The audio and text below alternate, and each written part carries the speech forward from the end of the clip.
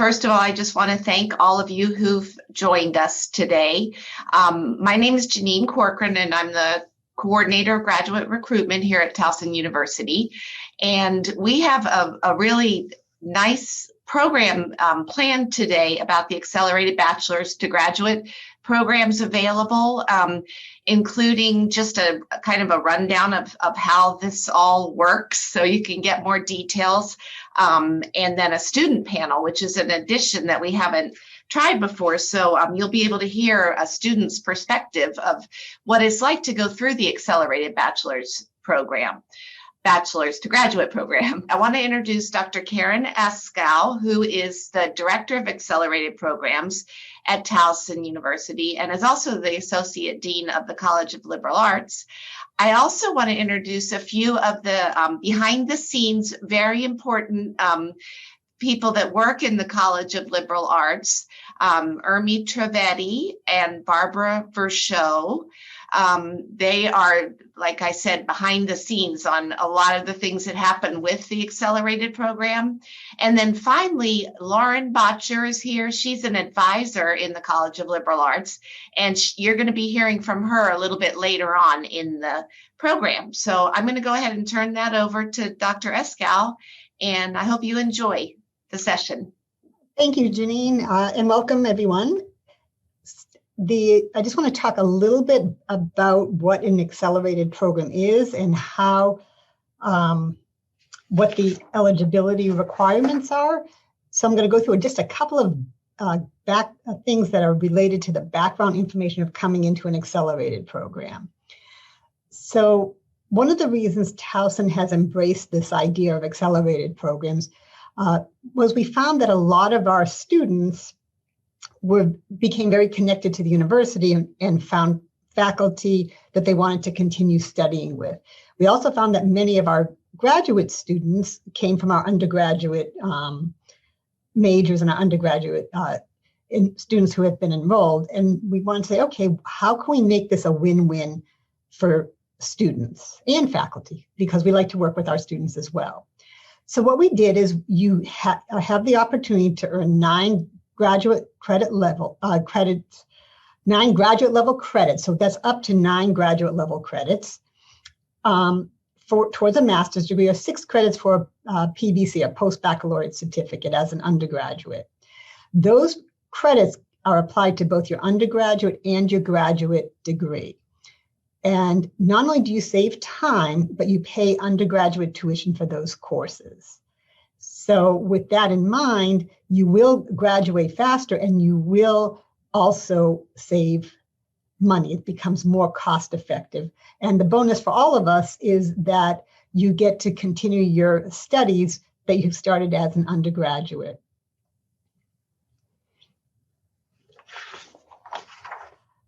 So in order to determine if you're eligible, you have to have a certain set of criteria. And everyone who's in this room should have somewhere, we're assuming that you have these criteria or are very close to it. There's a minimum grade point average from 3 to 3.25. The accelerated programs in general are 3.0, but some specific structured programs require the 3.25. The 60 credits that for students who start here in their first year, you have to be roughly close to junior status. Transfer students, you have to still have the 60 credits, but you have to have 12 of them at Towson completed. And that means so the GPA is a Towson University GPA. And then lastly, you do need to have undergraduate requirements that can be completed with the graduate coursework.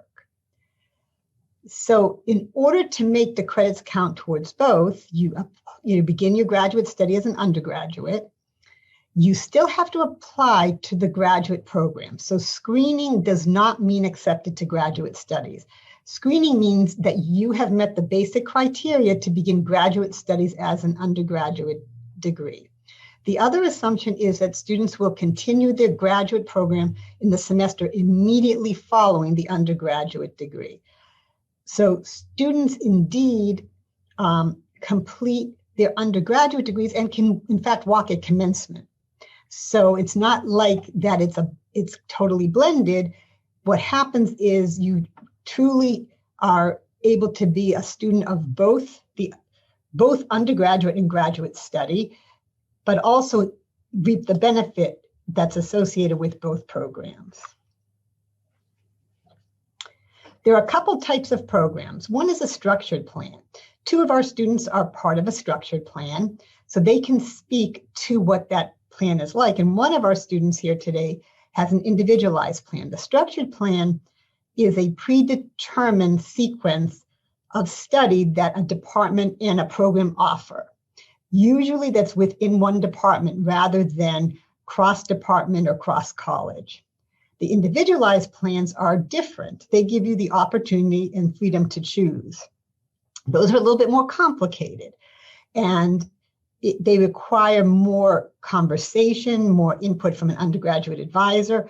Most often than not, I'm involved in some of those individualized plans.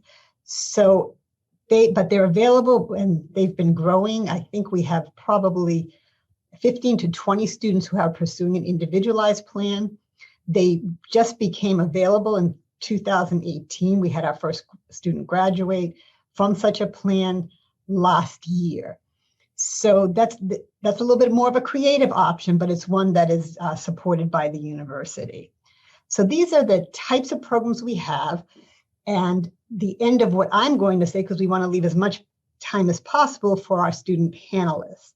So what I'm going to do now is just turn it over to Bobby Joe, who is the graduate assistant for accelerated programs, even though she is not an accelerated student at this moment. And she'll introduce our panelists and then, assist Lauren Botcher, who is the advisor, in walking through some of the questions as our panelists introduce themselves. And then, of course, leaving many times for as much time as possible for questions. Thanks, Dr. Ascal. So, hi, everyone. I'm Bobby Joe. I'm a first semester graduate student in the professional writing program. I did my undergraduate degree in religious studies, so my master's degree and my bachelor's degree are a little bit different. Sydney is a graduate student in the geography program. She did accelerated, but she completed the accelerated program and is now a graduate student. Sophia, who's also in geography, is currently an undergrad student and will be doing her first semester of combined graduate and undergraduate courses in the fall. And Bryce is in the experimental psychology program, also starting his first combined semester in the fall. And Dr. Asco already answered some of these questions. But I think if deciding if the program's right for you is a personal choice, it depends on your goals, career-wise and academically, which is something you would take up with your advisor. It's for very ambitious students who are ready for the challenge of doing grad school. Being a grad student, I can attest to each of my graduate classes having about double the work of my undergraduate classes. For example, I did do a creative writing class as an undergraduate, and at the end of the semester, we had to submit 15 pages of original work. And in my graduate course now, we have to submit 60. So it's very different, however, very rewarding, especially if you can see yourself furthering your academic career and using that to apply it to your professional career. So Bobby Joe, I wonder if it might be helpful for us to hear from each of the student panelists so they can tell a little, because they're all a little bit different. For example, Bryce is in an individualized plan. So how about if we transition to that for a few minutes? Of course, yeah. So Bryce, would you like to get us started telling us about how you chose to do the accelerated program, your thought process going into it, some challenges you faced, and what it's been like so far? Yeah, so I decided I basically had all of my requirements for graduation except the 120 credits. So and I knew I wanted to go to grad school, so I figured why not like get a head start on this. If I can take advantage of this time, I might as well. And yeah, I'm also in the individualized plan, and what I like about that is, especially in psychology with all the different fields, it really gives you control to choose like where you want to go, what you want to focus on.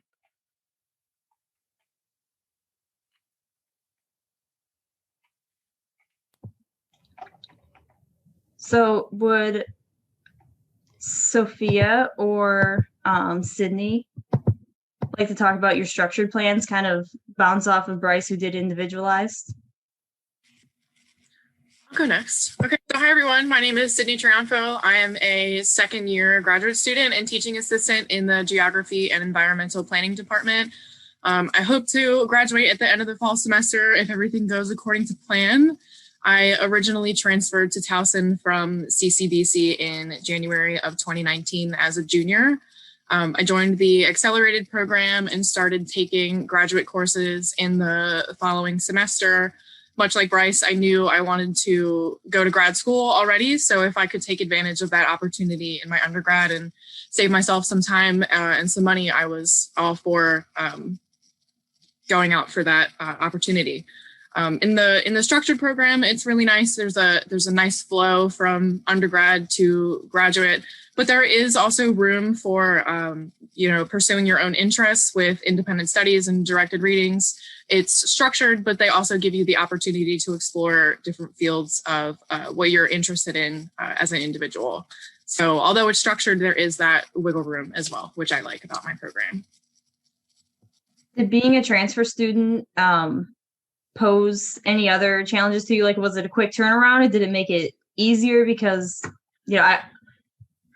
it was a quick turnaround, I would say. I came in the beginning of January and I was already enrolled in the accelerated program. I would say by March, I was told about the opportunity and I was interested in pursuing it. So myself and the graduate director at the time kind of got things underway. So yeah, it was a pretty quick turnaround. But being a transfer student, I already had the 60 plus credits under my belt. So I kind of knew how to navigate the coursework and stuff already.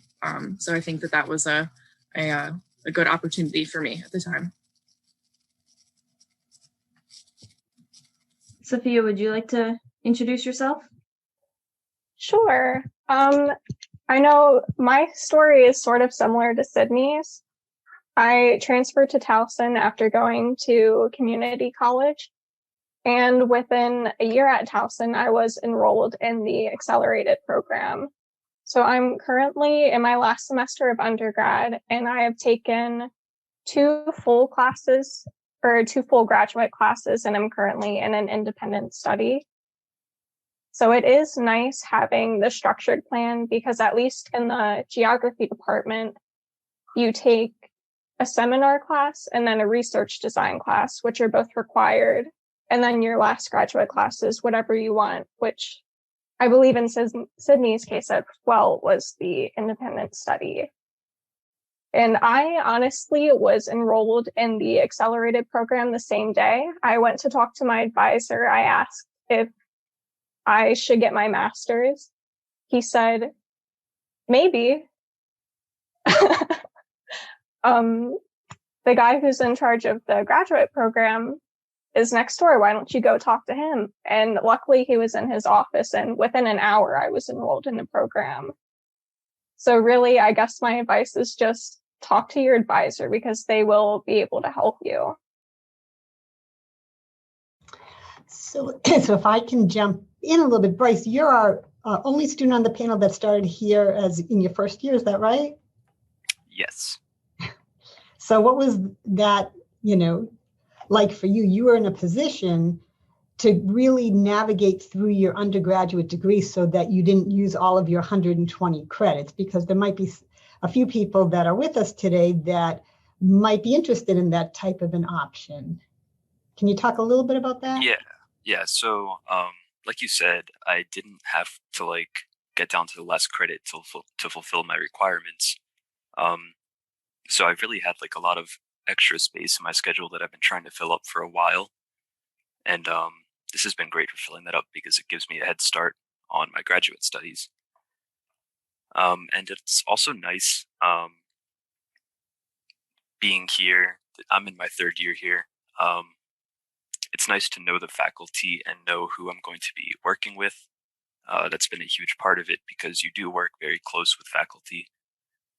And also Dr. Buckingham, he's my program director. I knew him a little bit in my first couple of years, but then we started to talk a lot more, and now I know him a lot better. So it's been nice to form that relationship. That's great, Bryce. Thank you very much. The two departments, geography and psychology, they're actually in the same suite. If anyone has been to campus in the past year, you would know that.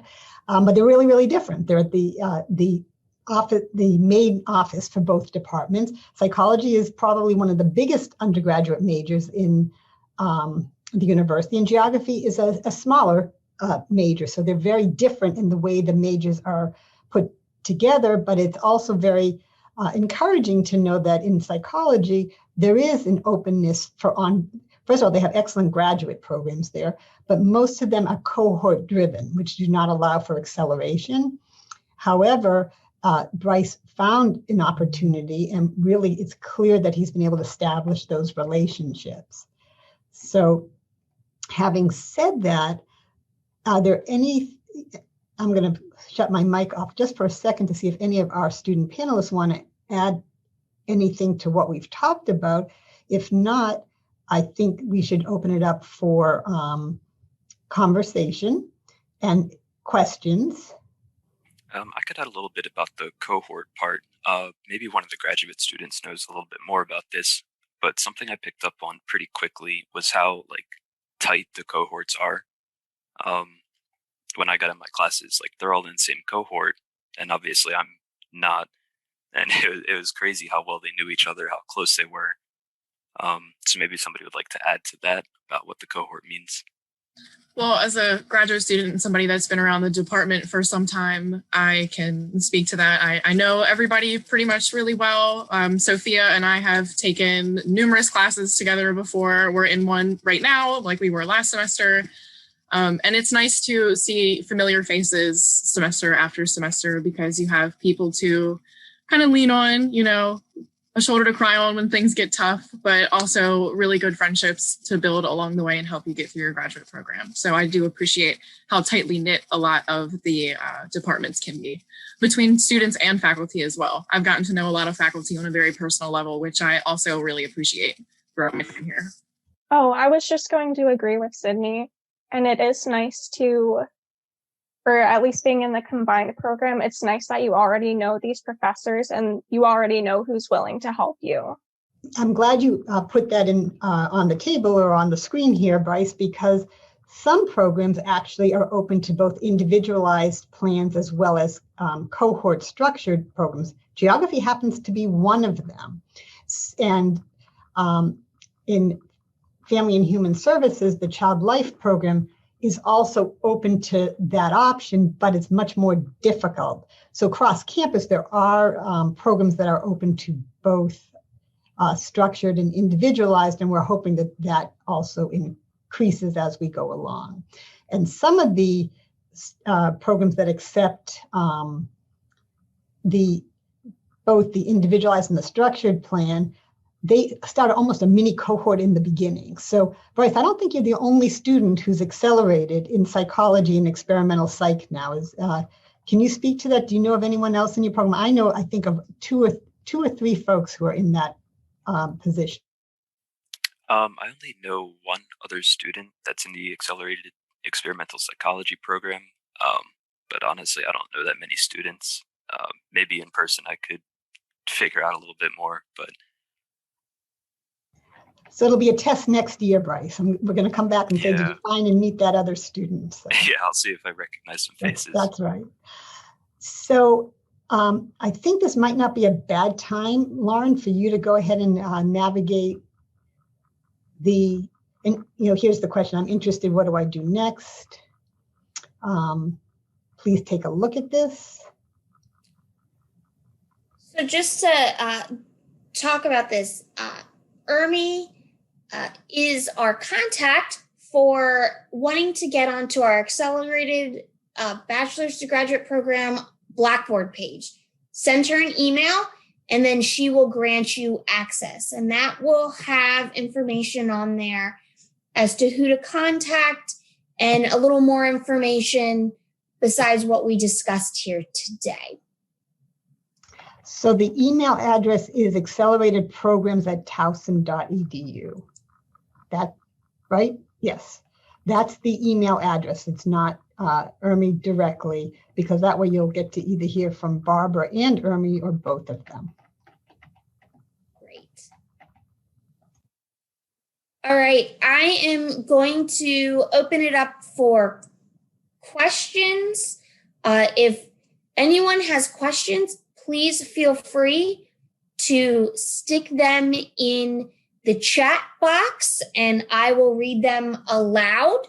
I'm going to go ahead and start off with some questions that we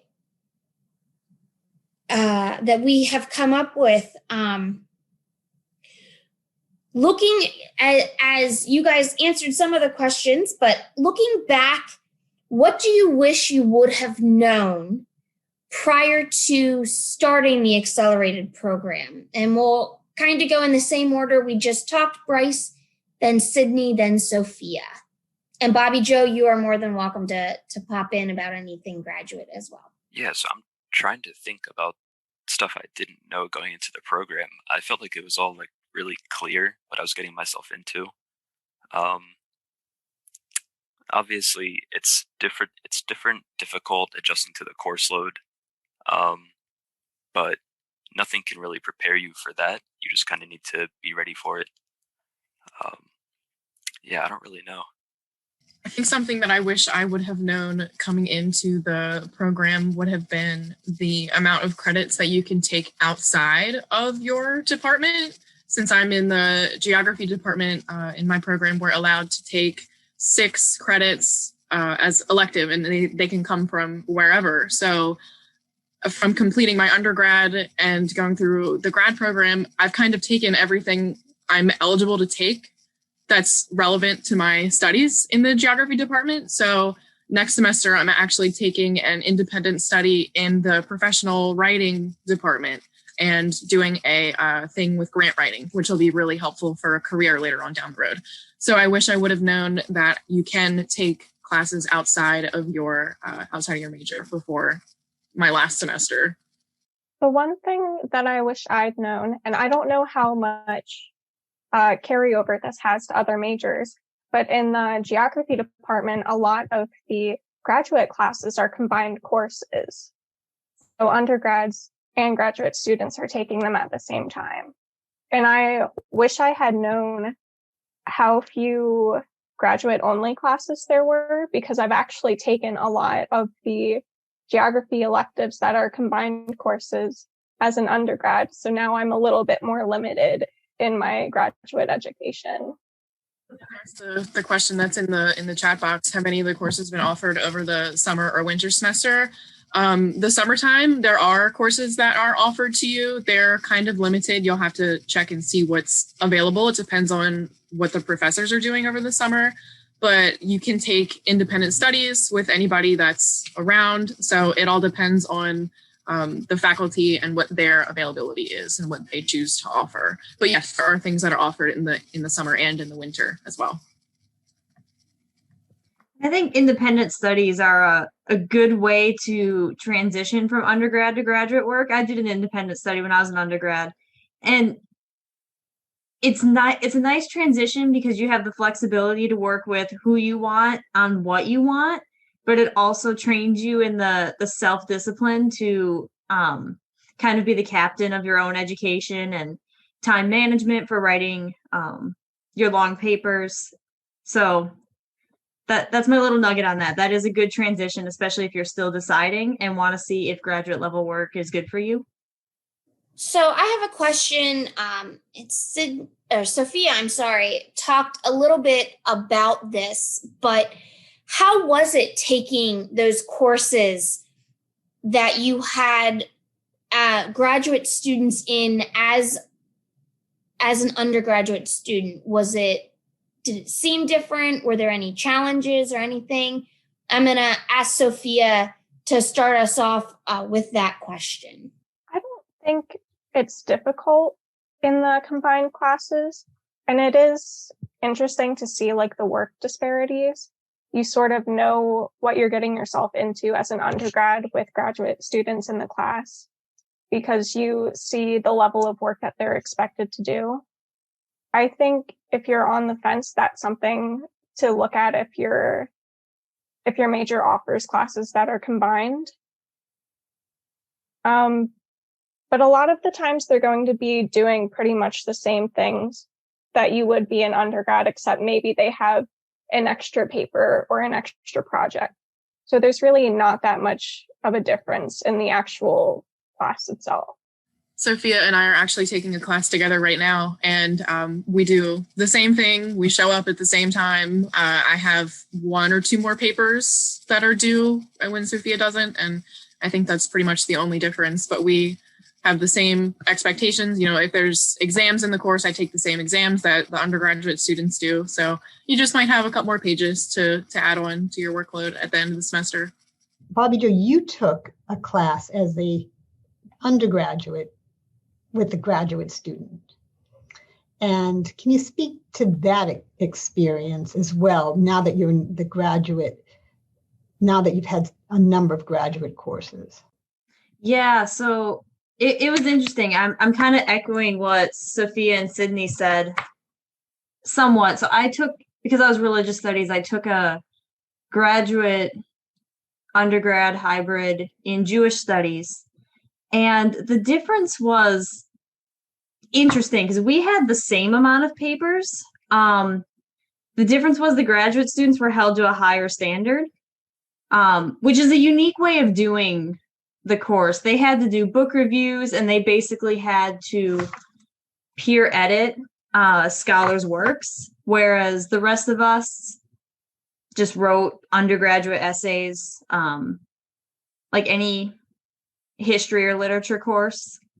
But the discussions, that was my first time being in a discussion like that. So it was in person, and the class was 3 hours long, I think, in the evening.